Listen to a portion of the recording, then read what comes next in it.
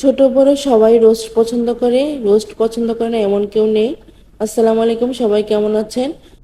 এই রোস্ট রান্নার ভিডিও আমি সম্পূর্ণ করতে পারিনি, আমাকে ক্ষমা করে দিবেন। আমি তেলে আগেই পেঁয়াজ বাটাটা ছেড়ে দিয়েছিলাম। আমি তেলে পেঁয়াজ বাটা একটু নাড়াচাড়া দিয়ে তারপরে আদা বাটা দিয়ে দিব, রসুন বাটা দিয়ে দিব, এলাচ, দারচিনি, তেজপাতা এগুলো দিয়ে একটু নাড়াচাড়া করব। রোস্টের মশলা যত তেলে একটু ভাজা ভাজা হলে সেই মশলার ফ্লেভারটা খুব সুন্দর আসে। এখন আমি জয়ফল, জয়ত্রী, পোস্তদানা, কাঠবাদাম এসব বাটা আমি দিয়ে দিব পরিমাণ মতো, দিয়ে আবারও নাড়াচাড়া দিব। আমি রান্নার শুরুতে কড়াইতে তেল দিয়েছি, তেলের সাথে ঘি দিয়েছি। ঘি দেওয়ার পরে পেঁয়াজ বাটা দিয়ে একটু নাড়াচাড়া দিয়েছি। এই ভিডিওটা আমি দেখাতে পারিনি। আর এই যে আমি এখন একটু ঘি দিয়ে দিলাম, কারণ ঘিটা দিলে রোস্টের ফ্লেভার খুব সুন্দর আসে। এখন আমি পরিমাণ মতন ধনিয়া গুঁড়া দিয়ে দিব। আমি যেভাবে রোস্টের মশলা ইউজ করি এভাবে রোস্ট রান্না করলে খুবই মজা লাগে, খেতে দারুণ লাগে।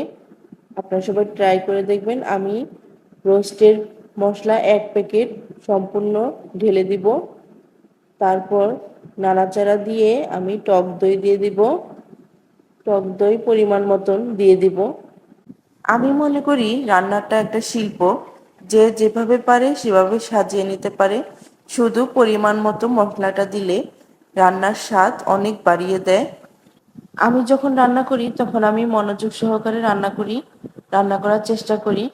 আমি রান্না করতেও ভালোবাসি, সবাইকে রান্না করে খাওয়াতেও ভালোবাসি। আমি এখন লবণ দিয়ে দিব, পরিমাণ মতো লবণ দিয়ে দিব। লবণ দিয়ে আর একটু নাড়াচাড়া দিয়ে কাঁচামরিচ ফালি করে রেখেছিলাম, সেই কাঁচামরিচের ফালিগুলো এখন আমি দিয়ে দিব।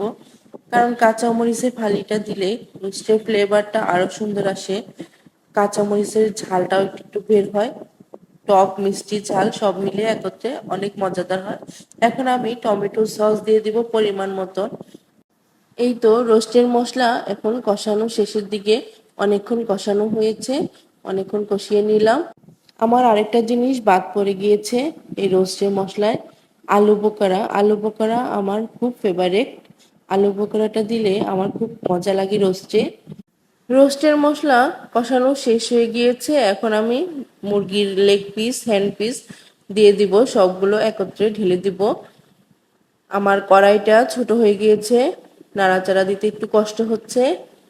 এই রোস্ট রান্না করার একটা ভিডিও বাদ পড়ে গিয়েছে। আমি রোস্ট রান্না শেষ, তখন আমি নামানোর আগে চিনি আর কেওড়া জল দিই পরিমাণ মতো, সেটা আপনাদের দেখাতে পারলাম না, দুঃখিত, আমাকে ক্ষমা করে দিবেন। এই যে রোস্ট রান্না শেষ, দেখতে কেমন হয়েছে? ভিডিওটা ভালো না লাগলে দেখবেন না, আর ভালো লাগলে আমাকে লাইক, শেয়ার, কমেন্ট করে জানাবেন। ভালো থাকবেন সবাই, আল্লাহ হাফেজ।